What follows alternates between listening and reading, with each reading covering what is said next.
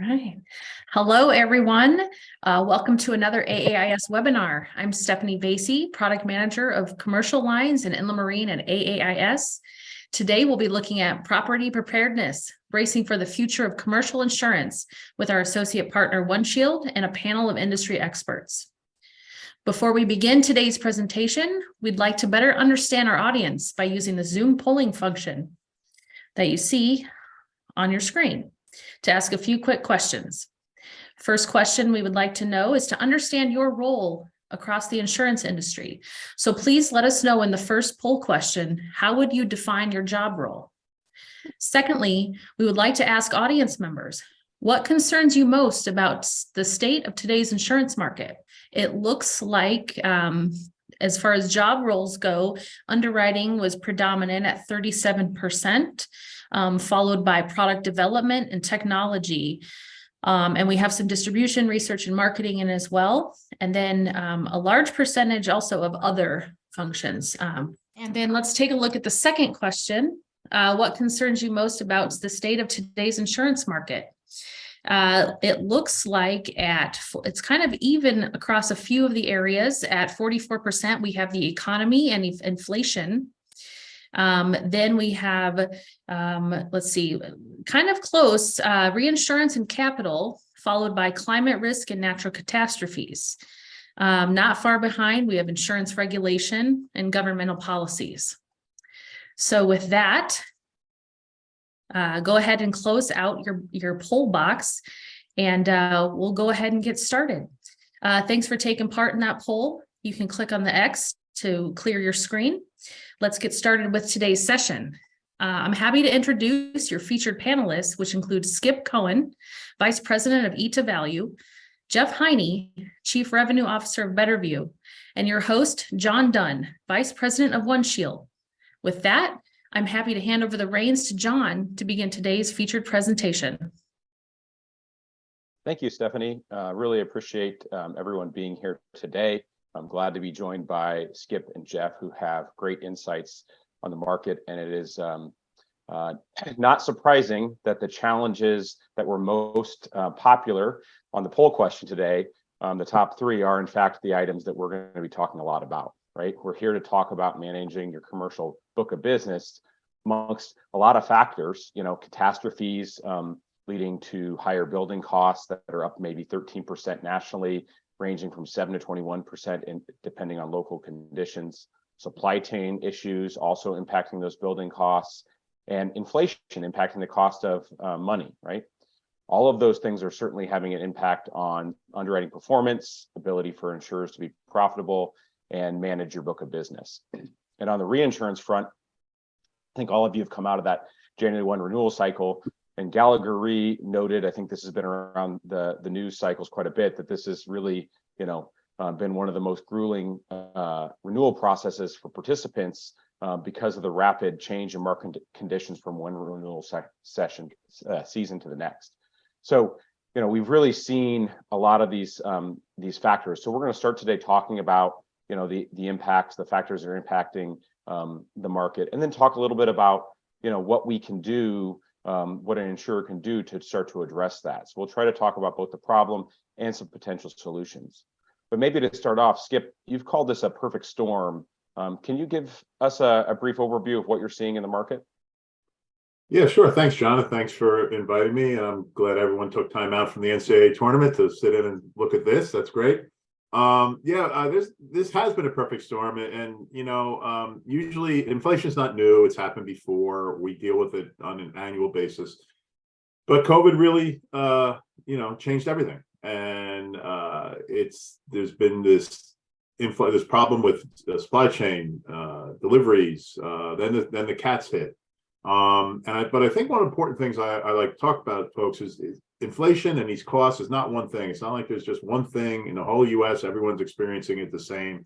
They're not. It's different everywhere, different regionally, it's different by state. One of the examples I like to talk about is, Florida has a 7.14 average inflation rate across the state, but Fort Myers and Miami are both over 9, but over 9 for completely different reasons. Fort Lauderdale's over 9, Fort Myers over 9 because of Ian, and Miami's over 9 because they've got the money. As you know, when COVID ended, there was a lot of cash in play, and it's in places where people have more money, and Miami is one of those places. So Miami inflation is almost driven by the people who live in Miami because they want to get things done and they're willing to pay for it. So it's really important to keep those things in mind. We do that when we're developing costs. Our costs are regional, all the way down zip code and census block level, and when you're underwriting, you need to understand that too. You need to look at these different regions and areas and understand that they're not all the same. They're all experiencing inflation and cost factors differently.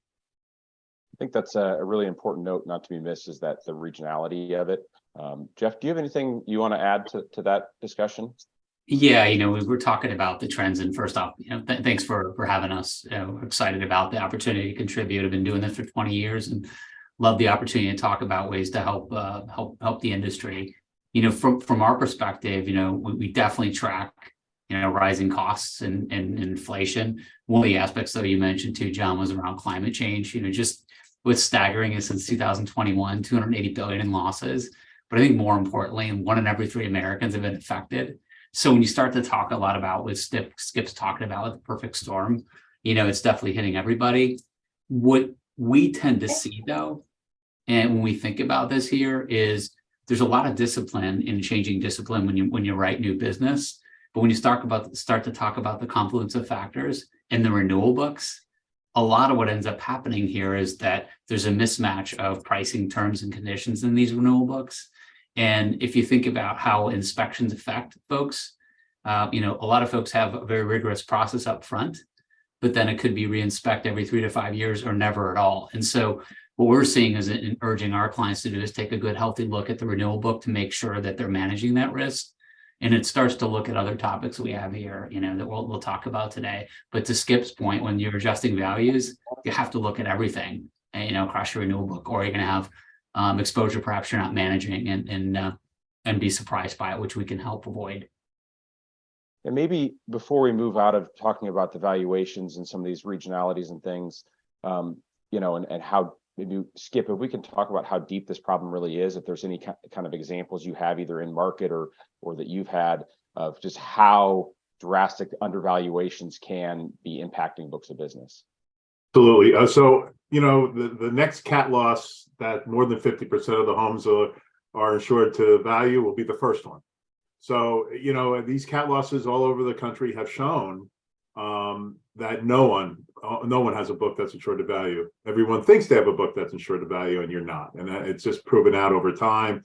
It used to be, all these big events happened in Florida or happened in California, so it wasn't us. But things have changed. Climate has changed that. The ratios in the Midwest. We had the tornadoes in Kentucky, had the fires in Colorado, had the freeze in Texas. Things are starting to hit home, and people are understanding that it's about them.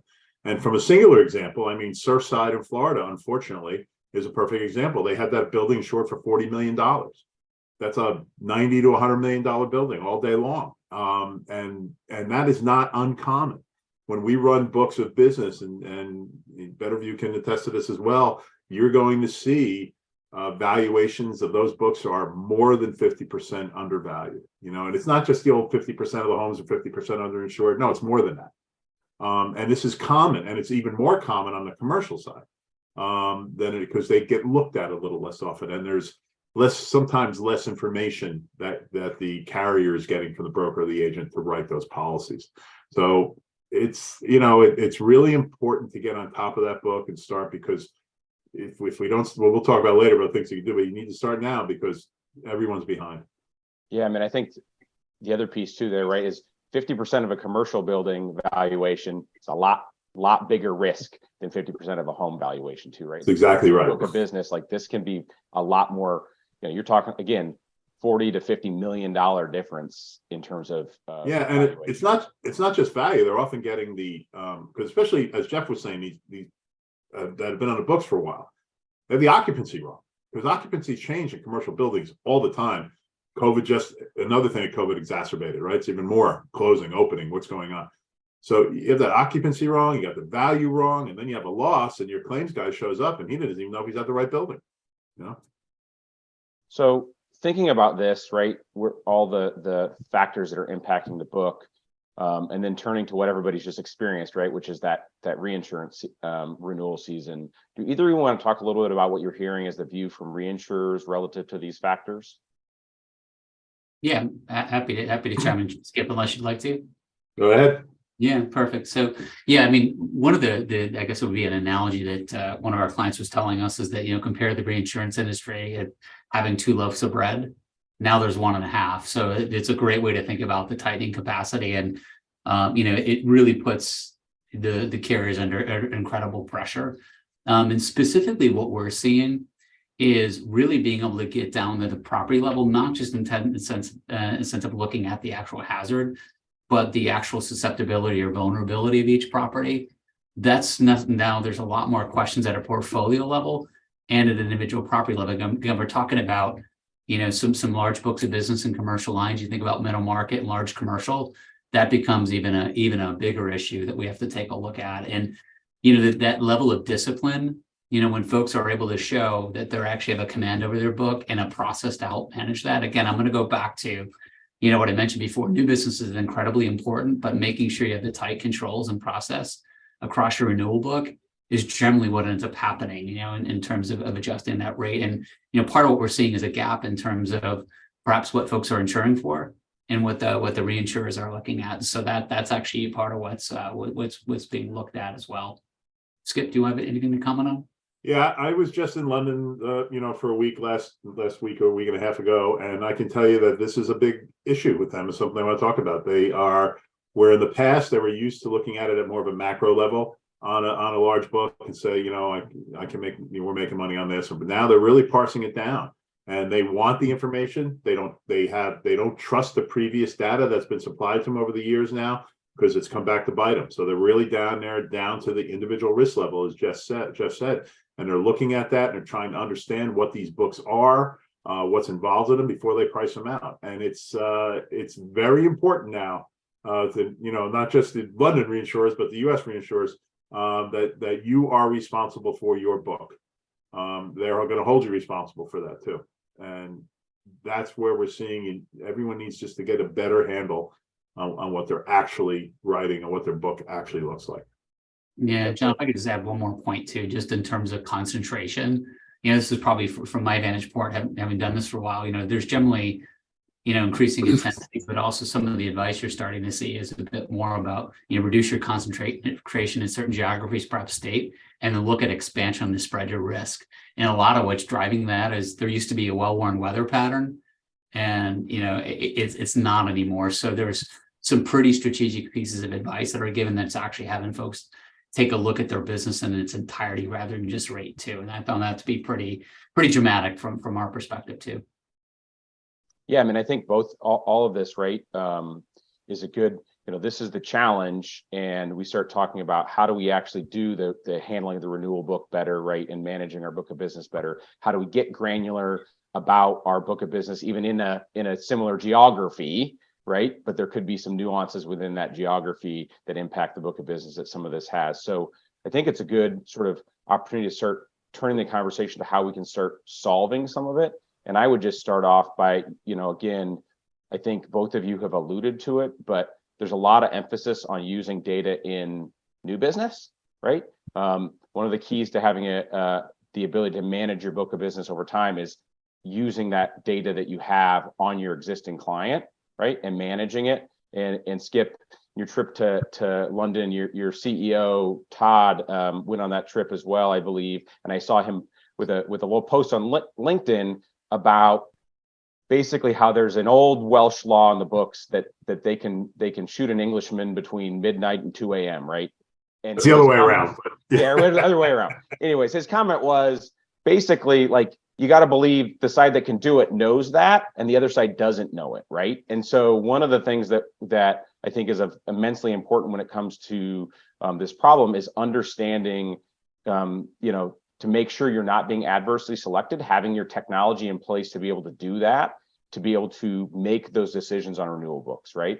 Because adverse selection is going to continue to press folks who are not taking action. So maybe, we'll start with Skip. What actions do you think and do you see in the marketplace that carriers can start to take to address these problems?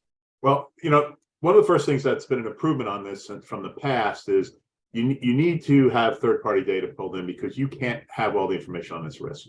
And there's always been this issue of we don't trust this data, and that was the easy way not to do anything, right?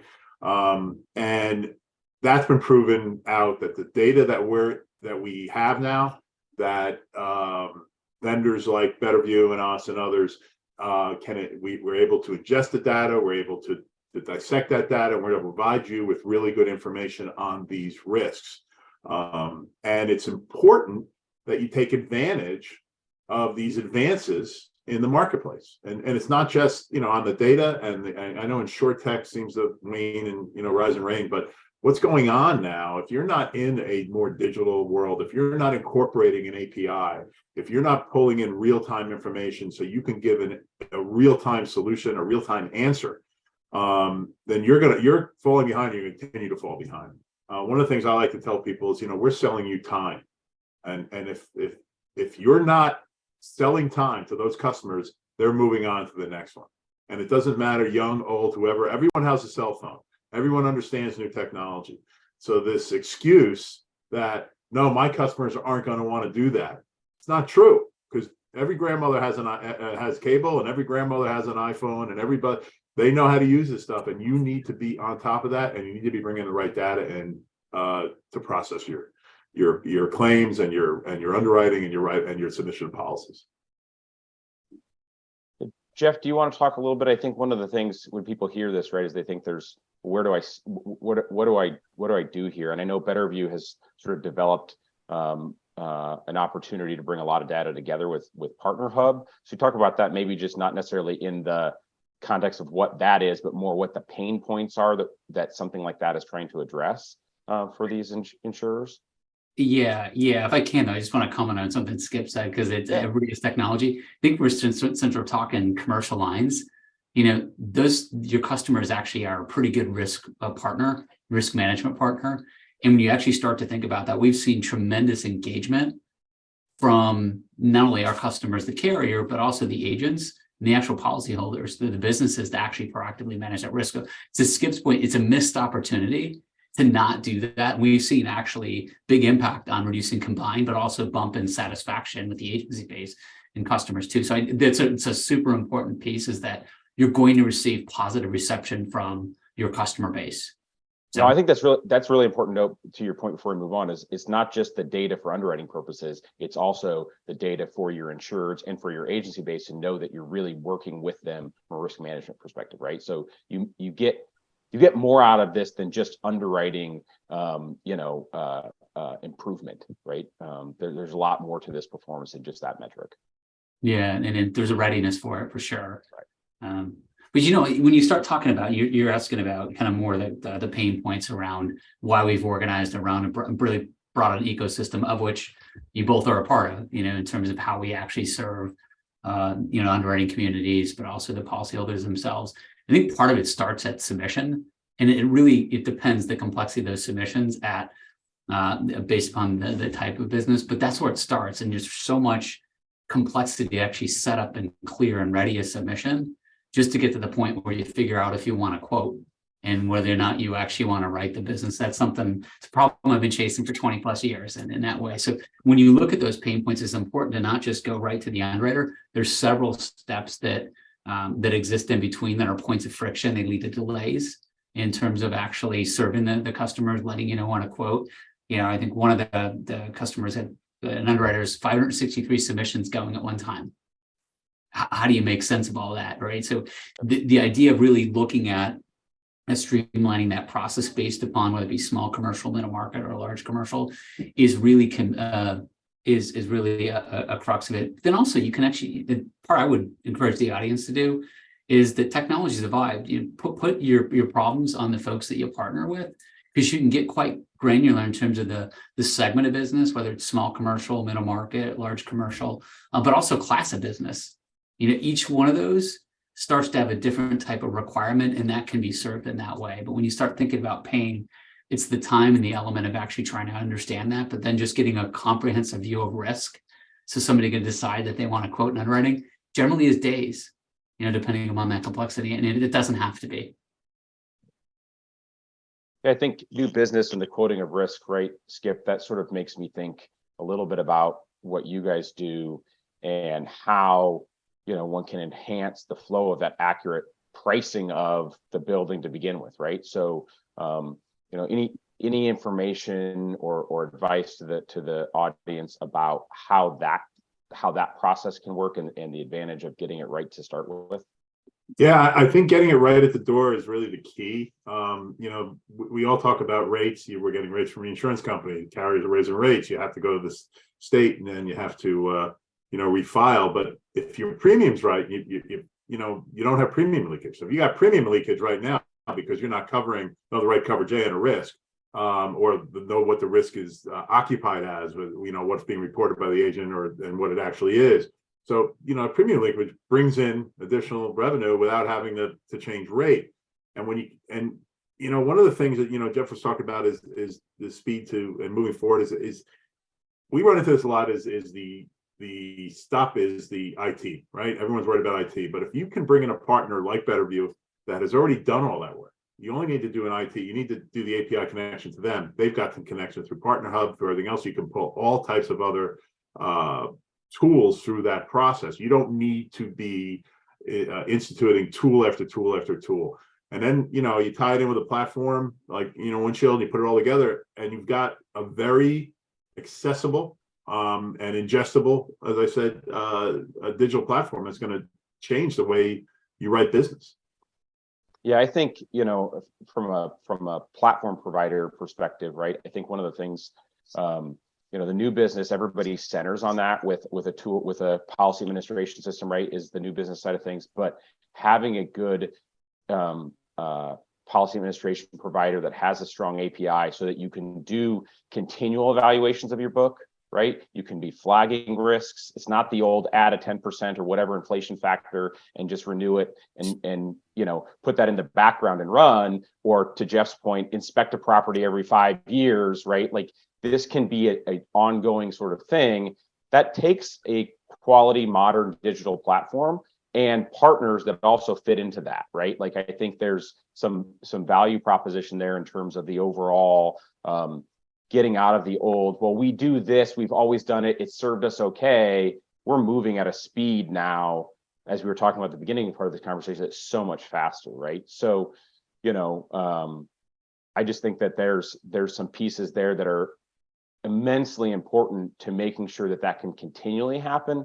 And then, maybe there's not a lot of claims folks on this call from the beginning part, but maybe kind of, Jeff, I'll turn to you. Like, one of the things of being able to communicate what your book of business is into these various tools also has an impact on the claim side, which can lead to customer satisfaction. So do you want to talk a little bit about what a tool like those that we have and having a connection to a core system can provide, policyholders from a claims perspective as well?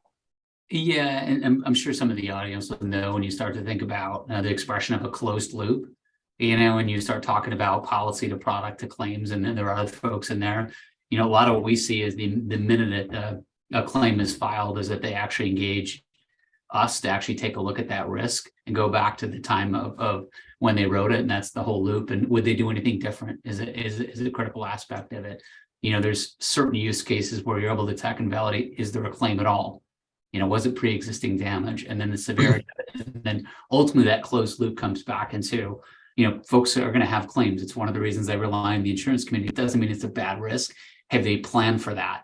And when you go back and look at the renewal, and it's interesting too, because in a lot of cases, again, those policyholders are going to take that advice and improve your risk. There are times where you go back and look 6 months after you've paid a claim, and there was supposedly some action taken, but there wasn't. And so therefore, that's also going to have the ability to, thinking about this proactively, go back and make sure you have a conversation about that risk and perhaps what the price might be, without that remediation, especially after a claim is applied.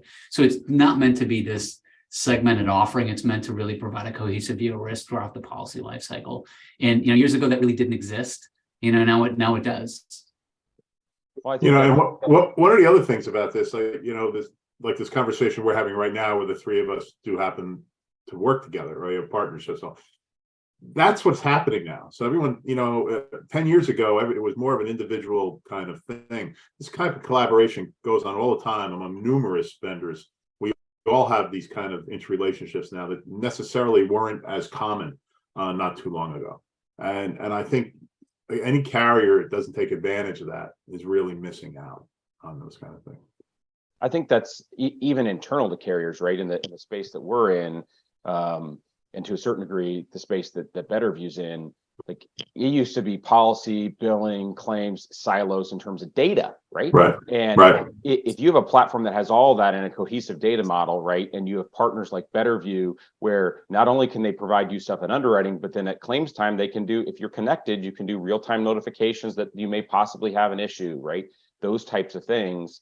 That cohesiveness matters both in an internal ecosystem in the insurance carrier, as well as within a partner ecosystem, right? Yeah, and let's not forget loss control as well. For some of these organizations have pretty sophisticated loss control. They're a massive user of that. And in some ways, they're the connective tissue from when you write the business, the claims. And it's again, everybody's kind of looking at the same hub, which is it's nice to see how that's evolved for the industry. Yep.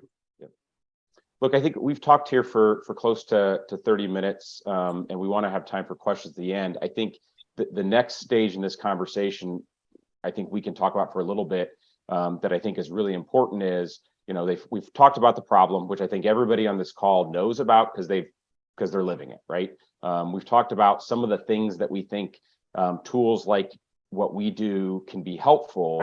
But maybe let's start about talking about if I'm sitting here in a seat saying, well, how do I get started, right? And I think a lot of people would start to say, okay, I got to modernize my core platform. That's got to be step number one. And I'm not going to argue with in the life cycle of doing something about this problem, that modernizing and having a digital transformation, having a modern platform that can involve lots of different partners like Betterview, like E2 Value, and many other in the marketplace, and make it easier for your various departments to be interconnected. I think that's a reasonable place to start. I would also say, as one of, as that digital transformation, that is also a longer term effort than spinning up and using E2 Value as a point solution to make sure you're getting your valuations right in parts of the country where they've been completely off, or starting to use Betterview as a one-off solution.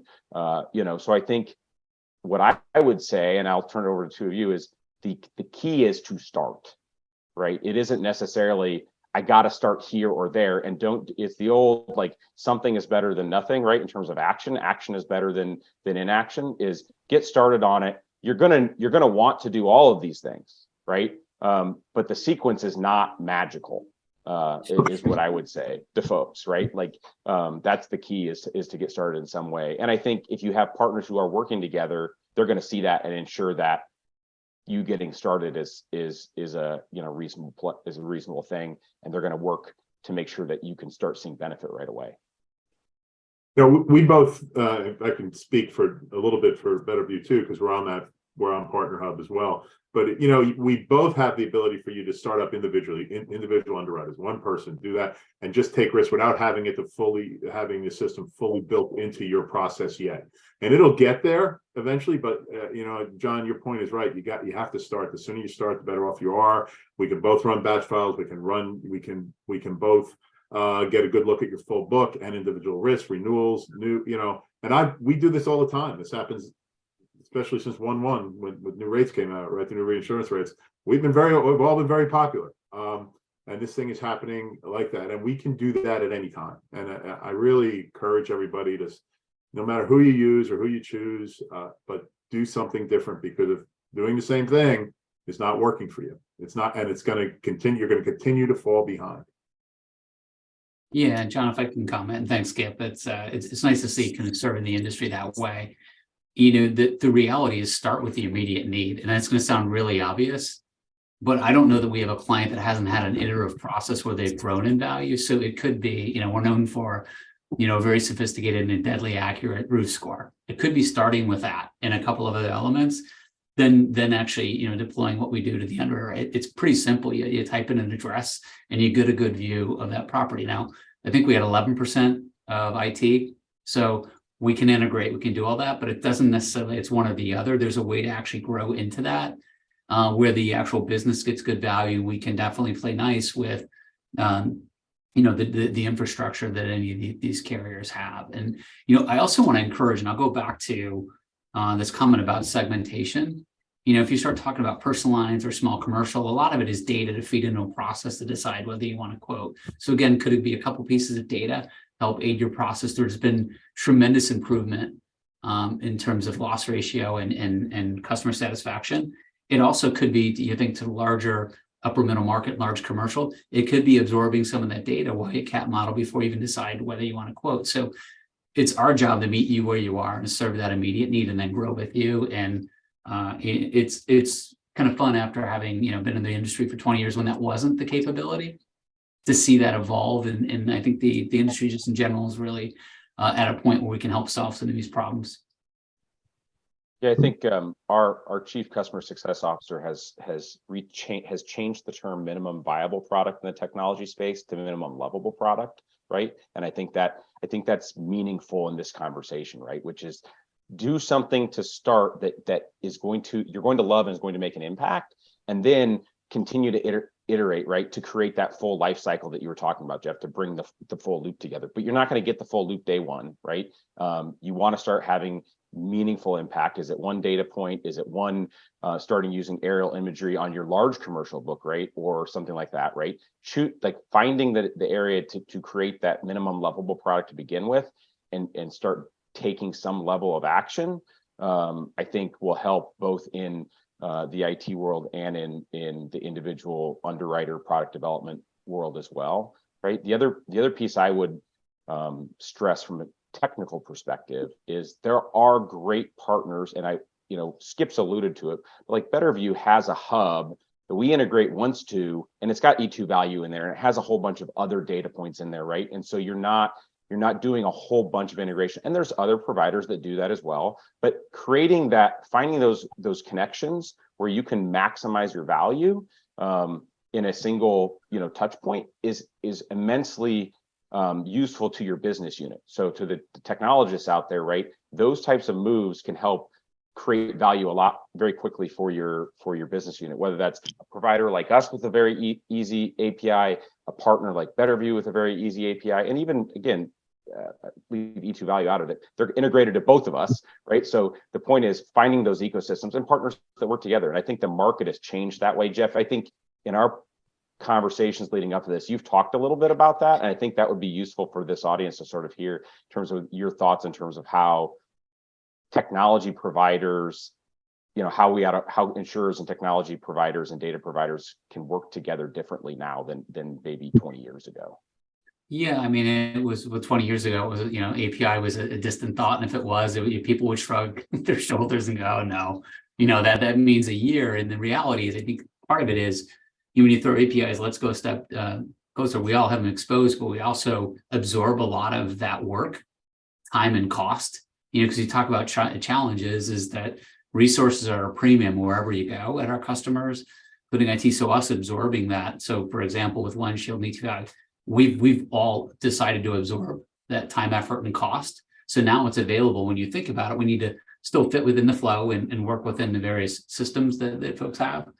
But now it's like, what do you actually want to do with that?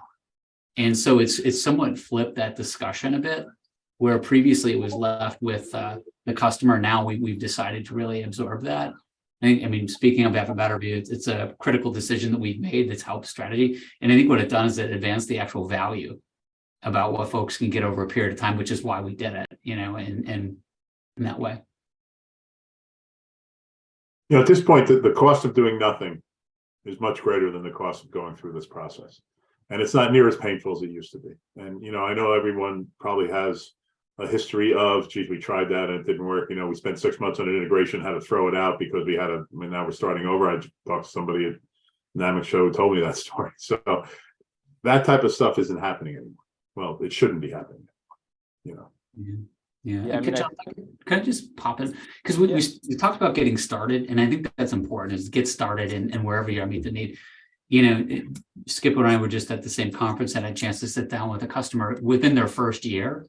it was kind of blown away of what they did, and obviously we supported, but it was a cautious discussion. How do we get started? But they're actually now at the point where they're almost through the renewal book in terms of re-underwriting, and not looking at every risk, but using the technology to figure out what they actually need to go do.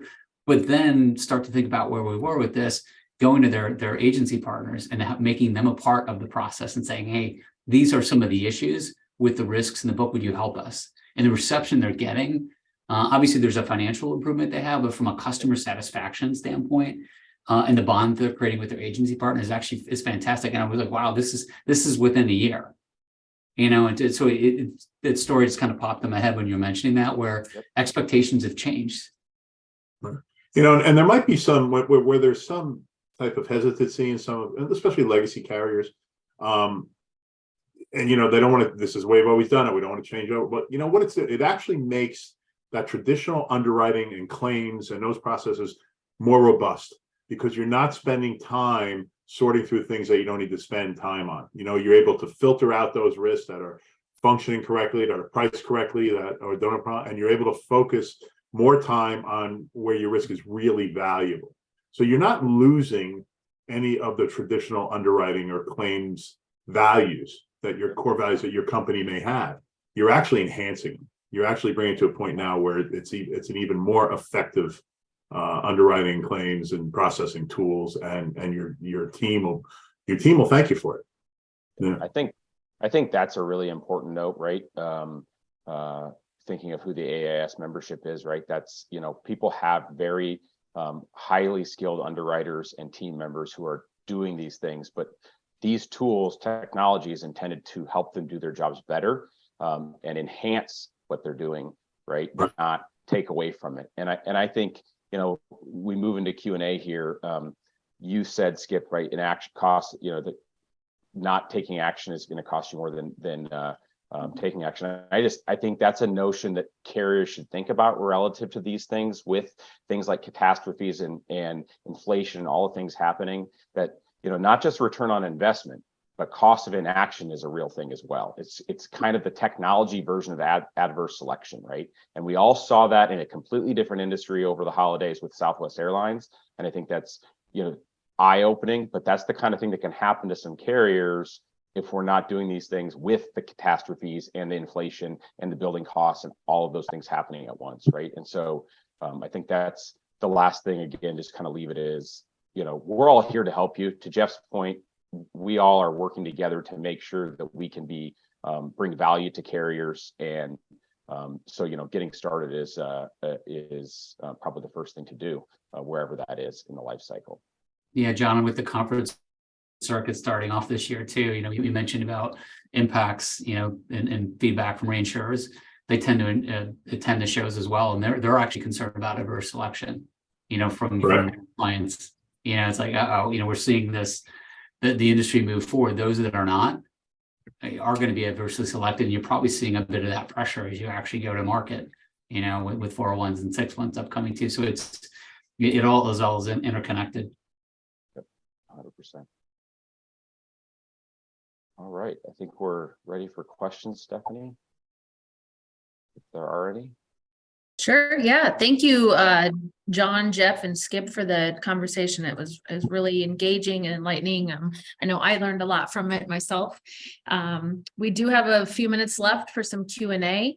So to all of our guests, if you would like to use the Q&A submission box at the bottom of your Zoom screen, you feel free to submit any questions you have for our panelists today.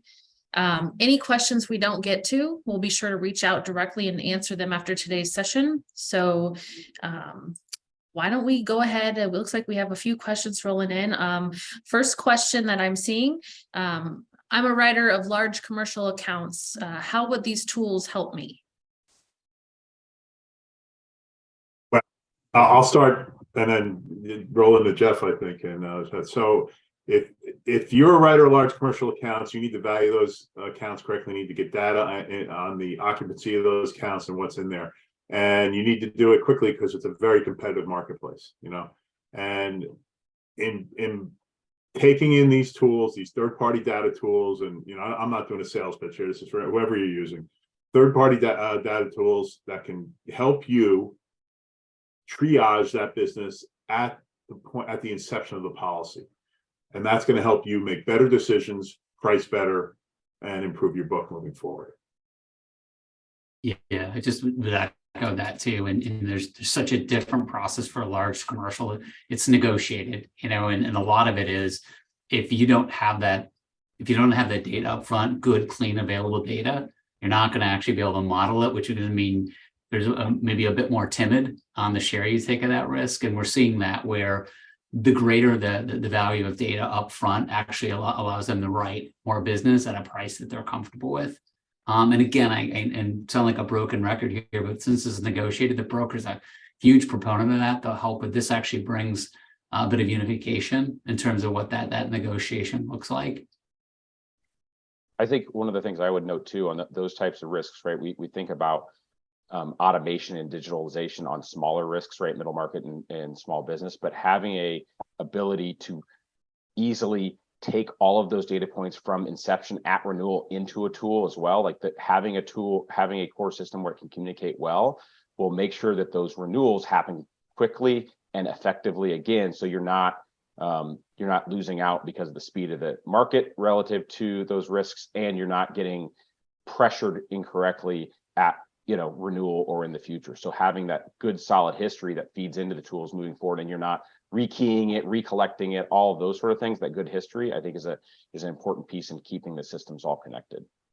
Hey, John, could I just pop in one other point here with large commercial too? Because Skip and I are talking kind of, I think, at an advanced level on this. Sometimes it starts with, if you're talking about a large commercial risk, with many buildings and many locations, it actually starts with geocoding. Not to geek out here, but did you get all the right structures here? And the amount of times that level of being blind just again creates a bit of timidity in terms of what you're able to do.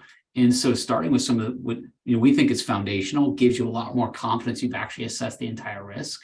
So there's a lot to it. So I think it helps in every class and every segment.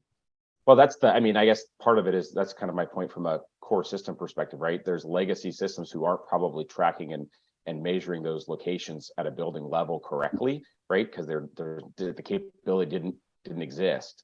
And so being able to do that, if getting to the point where you can do that helps you year after year after year after year on that risk, right? Thanks, Stephanie. Thank you, guys. That was really great. Another question I've seen, we've seen an increase in frequent severe weather patterns. Is this something you can help us with, or is it part of your process? Well, we can't help you with the weather patterns, but yes, there's definitely been an increase in the severe. We talk about cats, and Jeff points out it's really weather. It's the change in just regular weather as opposed to cats, and it's important to understand I'll just do it from a cost perspective, right? So inflation has changed. That's one of the things I talked about, why inflation is different and costs are different in different parts of the country. It's because how the building codes has changed and how they continue to change, hopefully, and addressing these changes in the weather and severe weather patterns and the losses that occur. And that's also another reason it's really important, just as an aside, to be valued at the door, as we talked on these last thing about at the quote, right, as Jeff was saying, because if you have a partial loss of something due to these severe weather changes, that partial loss can turn into a total loss very quickly because you're underinsured. So you're hitting the limits of that policy, and the building becomes a total loss. So it's really important to understand what's being built, where it's being built, how it's being built, and then you can get into tools and rate them and price them appropriately. Great, thank you. You mentioned that Florida condos are undervalued. My understanding is that Florida requires condos to get an insurance appraisal every 2 years. Are those appraisals too low? That's not actually true. They require a state review every 3 years. Does not always include a valuation. But yes, values are way too low. I would venture to guess every condo building in the state of Florida is underinsured. And I don't think that's an exaggeration, actually. And what's happening now is, I don't want to get in a whole I'll happy to have a discussion with you, call me. But everything being put on the directors now to have the right policies and the cover in place and have the correct replacement costs on those. So be very careful before you decide to be on the HOA board at one of these condominium complexes, because there's a certain responsibility now that matters. So you need to have proper values on those. They all need to be looked at. Surfside is not an anomaly. The falling down might be an anomaly, but the undervalue of it is not an anomaly. Yeah, and building on what Skip was saying, obviously the value, independent of when you actually visit it, you don't have to look at it on a 2 to 3 year horizon of time. You can actually look at that every couple months and be alerted of that, and not just potential change in value, but also condition. Condition plays very much within that value, and also the cause of loss. So, I guess what you don't have to do to that question is make a choice. You can take a holistic view of what you want to do there. Great, thanks for that insight. The next question, we handle a large commercial book across the country, and I suspect they're undervalued. How can I help insureds report accurate values at replacement cost insurance values? Well, we can run batches of book. You can run a book through BetterView, through our process, both, and look at that entire book at any time. That's the other beauty of APIs. You get in if you have a platform in place that can do that, you can run the whole thing, and Jeff can speak to, it's not just about value, it's everything else you can find out when you run a batch like that. Yeah, for sure. And, I think about large commercial and even just middle market, there's so much data. It's not system, it's systems. I would encourage you to get a holistic view of that in one spot, because there's so much that goes into the actual assessment of large commercial, including the value you talked about. But again, I would encourage you to take a look at the changing nature risk, and then you're going to be able to triage exactly where you actually send folks out and take a look at deeper issues. I can assure you that there's occupancy questions on those too. It's not just a value question. Absolutely. Doing something like that too is a really good example of our comment about starting somewhere, right? Doing something like that is a starting point that can then inform what the next steps you're going to take relative to other ongoing things can be, right? So I think that's a for whoever asked that question, that's a good place to start. That then can lead to, what do I need to do in my processes going forward? Yeah, for sure. And a lot of these properties are engineered, in that regard. So that will inform what those folks do. It's not one or the other. Again, Yep. It tends to inform the risk, and more and more folks that are typically used to engineering those large commercial risks and even middle market are relying on more and more technology to help augment this. So it's not one or the other. Great, thank you for that. Another question. How do you convince some leaders who feel it is always better to build and to keep the IP in-house and are skeptical that what hasn't been solved in the last 2 decades can be solved now by a third-party platform? Jeff, this seems like I see the grin on your face. We both had that conversation, Jeff, right? Yeah. Yeah, I don't mean this to be glib, but I would say invite us to the conversation, including the folks that actually build the APIs and construct that. It's an incredibly transparent process. And IP, I think, is something that is a company's business. We're not looking to own IP. It's more or less enable that holistic view of risk and the pipes to actually bring you that view. So, having worked with some folks that are very, very proprietary about how they underwrite, that's not what we're talking about. It's the synthesis of data between, let's just, in this case, ET value and OneShield, and all the other data, depending upon the class and the size of risk you look at. So I would maybe take the IP issue off the table when that's not what we're looking for. It's an enabling function. And the other part too is we can introduce them to clients and have them talk to them themselves in terms of the actual reality. It's not guesswork, right? There's a lot of proof that this is possible. Yeah, I think the piece I would say, right, is to think of it from a kind of a building blocks level, right? Your IP's up here, right? But the solutions that any of us here and the rest of the market, there's plenty of other providers, bring is those initial building blocks that you can then build your IP on top of, right? And are the inputs that can then drive that. And so I think often we think if it's our intellectual property, we got to start from scratch for it to be ours, right? But there certainly is, build the foundation using these tools, and then you can do your secret sauce, right? And I think that's a really important notion when it comes to technology.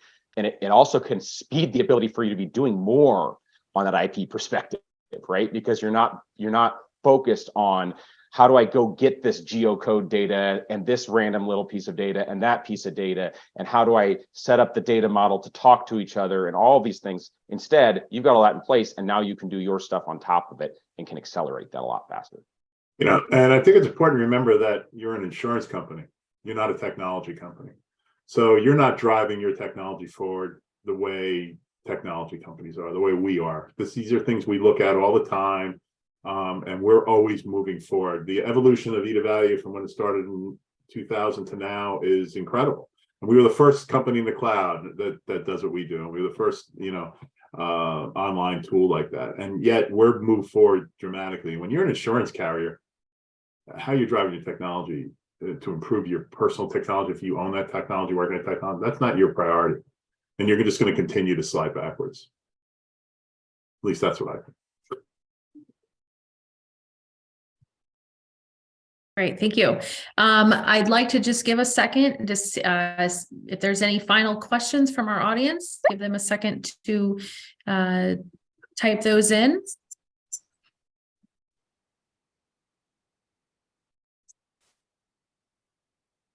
And if not, remember, we will, if you have any questions after this, we'll be providing all of our guests information for our panelists. So thank you to John and Skip and Jeff. That was a really great discussion, a lot of really helpful information and insights.